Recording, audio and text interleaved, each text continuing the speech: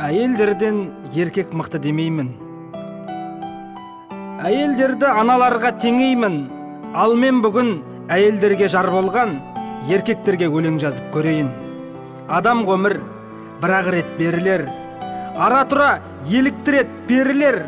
Еркек түйге байлап ұстай алмайсың, еркек деген түз тағысы серлер. Өкпелеме кетсе егер қыдырып, оған бола не қыласың жын ұрып.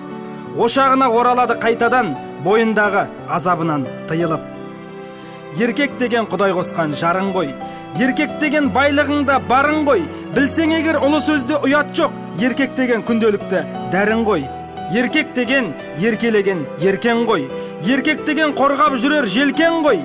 Еркек деген жаурағанда қарағым, еркек деген жамылатын көрпен ғой. Бас ауырса беріп тұр аздап арағын, әкесі ғой ол сен туған баланың. Ақша тап деп күндіз түні жұмсама, еркек саған ешек емес қарағым.